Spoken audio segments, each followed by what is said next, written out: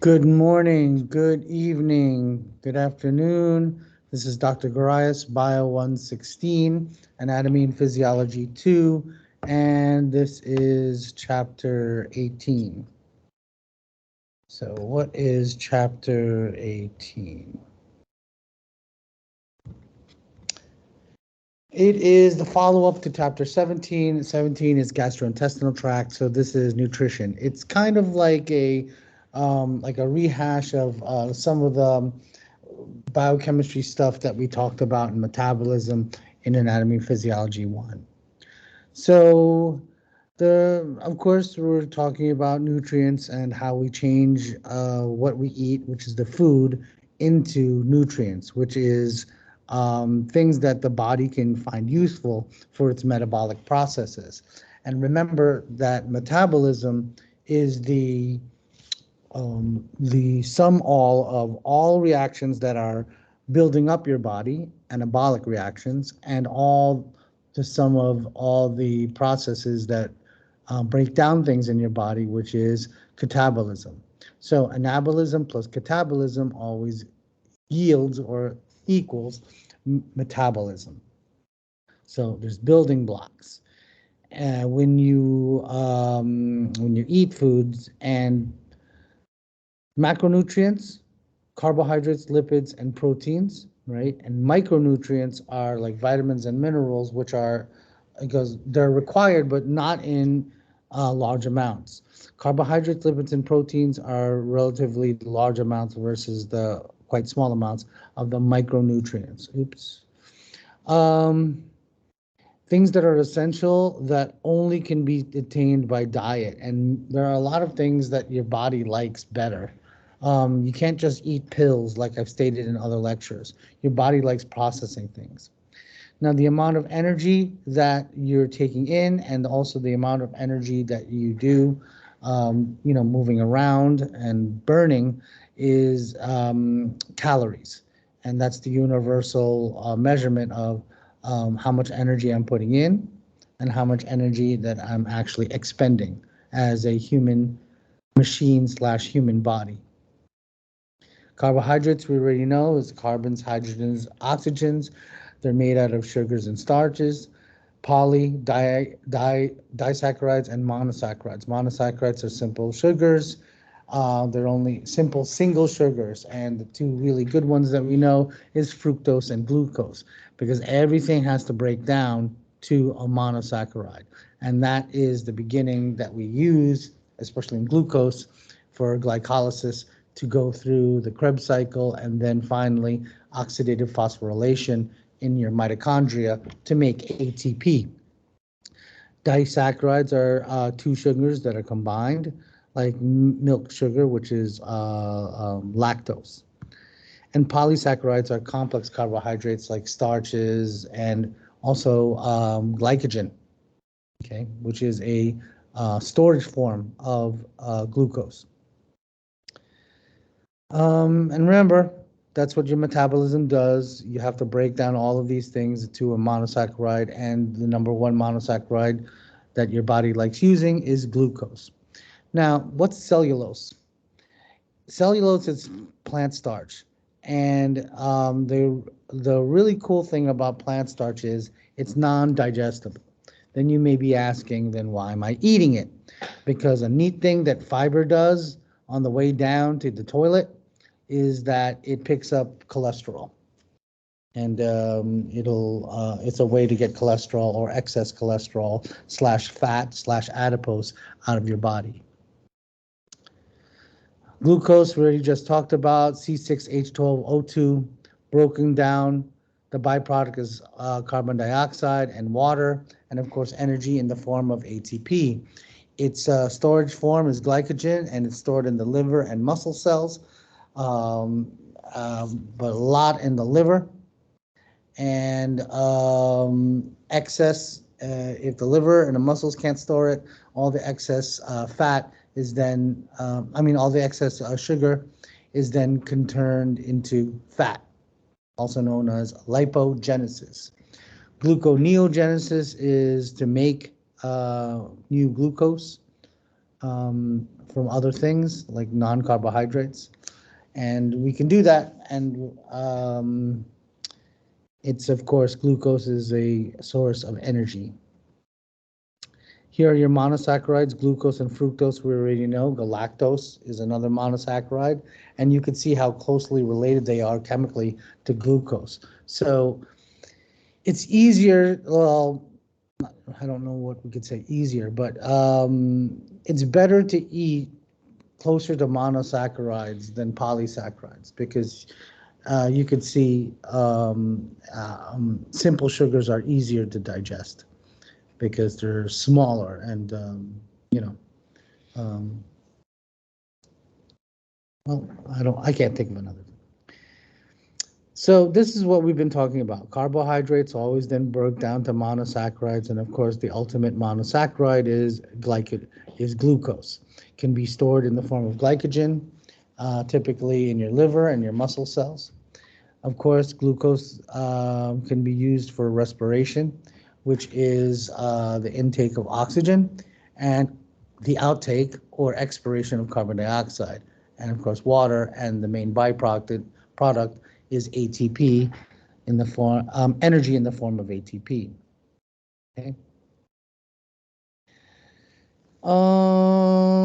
What's good about this? Well, no, not really. Lipids, of course, can be broken down into fatty acids and triglycerides, right? Fatty acids and glycerol make up triglyceride, right? Saturated versus unsaturated fats. This is a picture of it. No, they don't.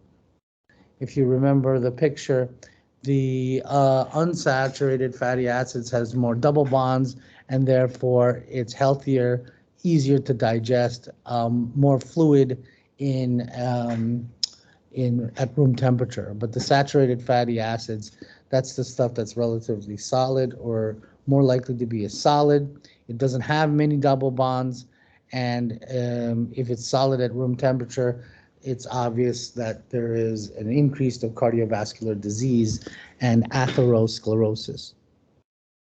Cholesterol, we talked about that in another lecture, right? It is just add it with your fats. You think fats, cholesterol, it's a source of lipid.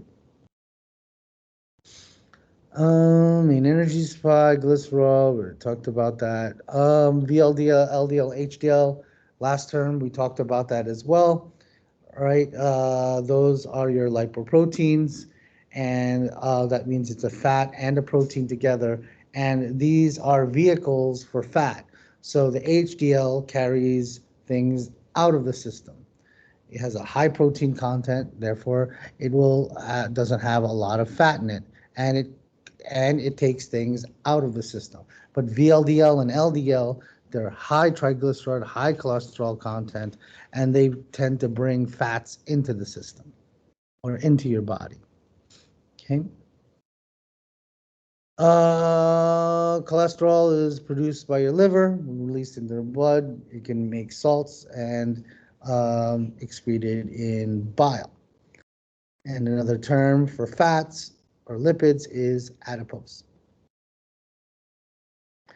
Lipid content in human diets vary, and it's just better to have less fats and better fats, as we explained earlier. Proteins are made out of amino acids that are put together by ribosomes, and the peptide bond links all these amino acids, and depending on the order of this amino acids, it shows what kind of protein it is, and it's extremely important. And proteins have carbon, hydrogen, oxygen, and of course nitrogen because of their amino groups.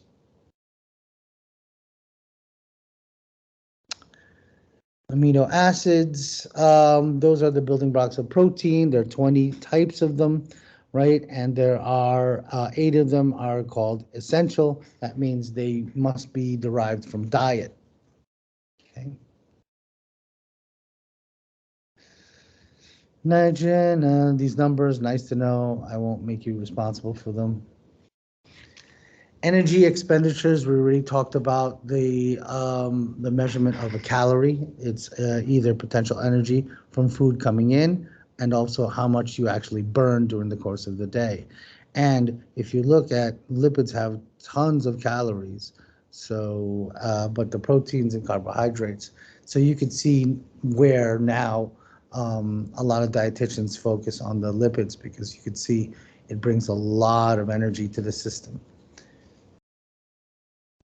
Basic metabolic rate, or your BMR.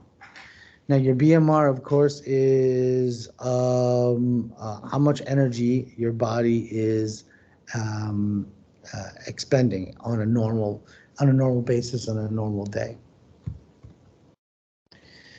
BMR is calculated. It could be the positive or negative energy balance, and of course, positive energy balance means your intake of food or calories exceeds your output. So if my patient's underweight, we're gonna try to look for BMR goals that have positive energy balance. We want them to gain weight. And the exact opposite situation, of course, is negative energy balance. If we just want to do maintenance, it'll be, of course, neutral energy balance. BMI is different from BMR. BMI is actual formula that compares height to weight. And according to, let's look at this. According to, Department of Health, National Institute of Health Sciences, and all them, the BMI is actually a little bit exaggerated, but because if everyone had a BMI of 20, like most people have a BMI of over 25, most Americans, and they're considered already overweight. Okay, and obesity is greater than 20%, or a BMI greater than 30. So we look at a typical BMI chart, right? I'm 5'4", and if I want to stay in a healthy weight, I'm supposed to be, look this, the blue, look up, I'm supposed to be 140 pounds, right? I am close to 200, little under 200. Let's say I'm not 195, around there. So my BMI is what? 33. So now I'm considered what? Obese. I'm trying to get it down a little bit. Let's say I'm at my fighting weight, which is like 160, 165. Then I'm considered overweight. But you can see how this is a little bit exaggerated. But we don't use it in an exact number. We kind of use it as, just as a goal setting, and also to see where your trend is for your patient, if they're, if in what direction their weight is going. Appetite. This is a great slide. This is know your insulin and glucagon from the chapter 17 lecture. That's important. Know leptin, neuropeptide Y, and ghrelin. Know where it's from. Know its target tissue and what does it do. So, for example, good question for leptin is, where do we get it from? You get it from fat cells, adipocytes. And where's its target tissue? Hypothalamus. What's its function? Suppress appetite. It also suppresses the release of neuropeptide Y. Neuropeptide Y is a neurotransmitter, also secreted by the hypothalamus, right? It goes, and its function is to stimulate appetite. So leptin and neuropeptide are opposites. Now ghrelin, of course, is, of course, didn't teach you that yet. Ghrelin is secreted by the stomach, and it also enhances appetite. So think leptin, suppress appetite, neuropeptide Y and ghrelin, enhance appetite. Neuropeptide Y, think brain, hypothalamus. Ghrelin, think your stomach. Gastric starts with a G, ghrelin starts with a G. Vitamins, you have your fat solubles, A, D, E, and K. Water solubles, B and C. If you recall last term, what the vitamins A, D, and E, and K are good for. Vitamin A, good for vision. Vitamin D, calcium, balance. Vitamin E, now is part of what is called an antioxidant. Antioxidants, they are kind of like immune/maintenance vitamin, where an antioxidant gets rid of free radicals. And free radicals are substances in your body. They're kind of like ions, but they have an unpaired electron, which makes them highly reactive and tend to break down things. So vitamin E slows down the breakdown of these free radicals and is known as a good antioxidant. And vitamin K, of course, with bleeding. Now, vitamin B, think B for brain. It's inconclusive. We used to think the B complex vitamins was for memory, but that got debunked like 10 years ago. But it has something to do with like brain energy levels. And you'll see in a lot of test taking diets. Remember, I told you guys that there are actual diet schedules and activity schedules regarding studying which maximize vitamin B. And of course, vitamin C, again, just like vitamin E, it's about tissue repair, and think C for collagen. Vitamin C, really good for development of collagen. Fat-soluble vitamins, of course, they're A, D, E, and K. They're in your liver. Vitamins B and C, we already just talked about. Now, let's look at some of the minerals. What are minerals? Inorganic elements, like things that you find like in the ground, you know, like manganese, copper, cobalt, zinc. Those are things that are in the ground, and they can be obtained through plant or animals foods, but the main thing is you get these minerals from the ground, right? And there are not a lot of them. Well, there actually are a lot of them, but it doesn't take up a lot of intake and doesn't take a lot of your body weight. But a lot of it is bones and teeth because of calcium and phosphorus. We already know that from last term. Bones and teeth are made out of calcium and phosphorus. We already know iron is also an important one for hemoglobin. Inorganic compounds like calcium phosphate, again, for bones, and teeth, and connective tissue, like ligaments and tendons. We already know that there are ions like sodium and chloride and potassium and calcium. They're really important in turning things on and turning things off in the human body. We already know the ion H+, which is a hydrogen ion, and OH-, which is hydroxide ion, plays a big role in pH. All right. Okay, these are nice to know. So let's look at each one. Calcium, phosphorus, potassium, sulfur, sodium, chlorine, and magnesium. Those are macro minerals, meaning that they're the major ones. But again, minerals and vitamins, they make up a tiny amount of your body, and you don't need a lot of it. That's why I'm not a proponent of like Centrum and multivitamins for non-elderly patients. So calcium we already know, phosphorus, potassium. How about well, sodium, chloride. Let's talk about, well, we kind of did talk about them. And again, calcium and phosphorus, big time for bones. Now let's look at trace. Trace are micro minerals. Macro minerals, not a lot of them, but they're bigger. Micro minerals, they're even smaller. But they're important. We already know iron is important in hemoglobin. Manganese, I want you to think clotting factors, connective tissue, bones, blood. It's also, manganese is really also important in fat metabolism and sex hormones, which fat metabolism, especially if your estrogen and progesterone is big in the sex hormone department. Copper, think bones and connective tissue, brain development. Cobalt, it's related to vitamin B12, which is part of your B complex, but it's directly related to red blood cell production. So think cobalt, hematopoiesis for red blood cells. Zinc is a big thing in DNA and deals a lot with cell regulation and cell healing.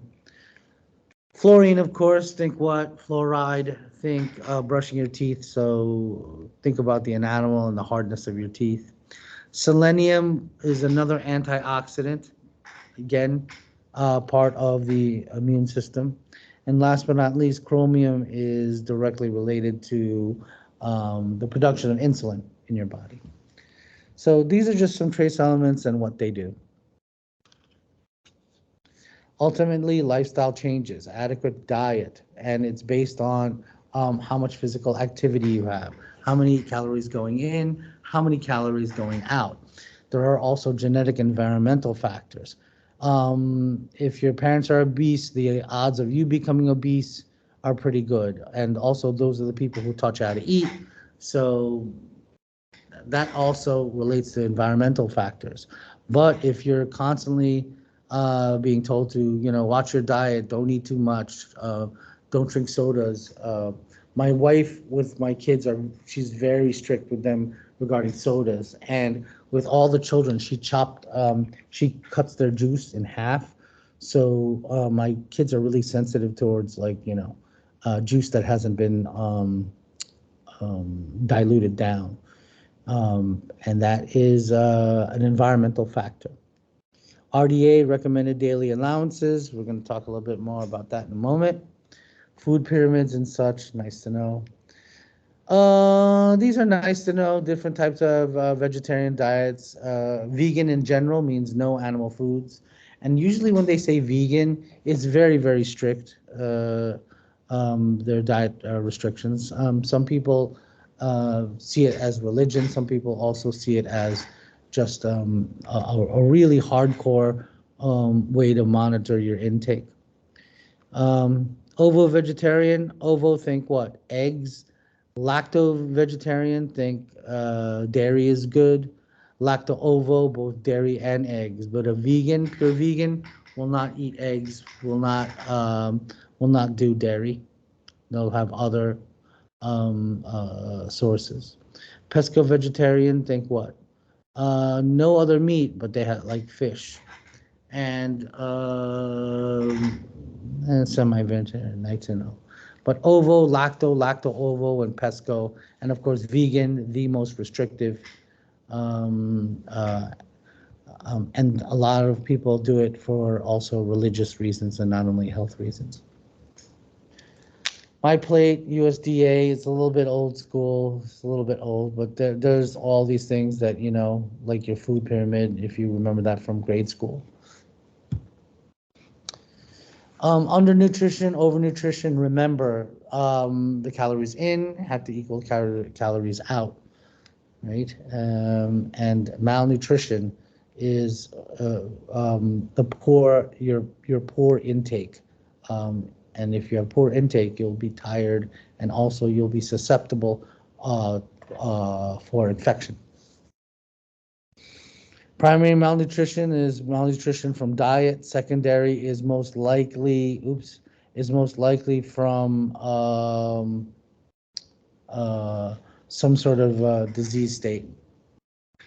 Okay, because if you're sick, are you eating well?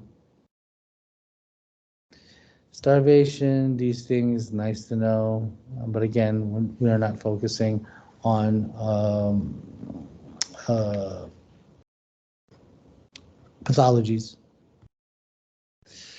And this energy or RDA, recommended daily allowance, a lot, according to the NIH, we're looking more towards numbers closer to this, 1,800 and 2,400.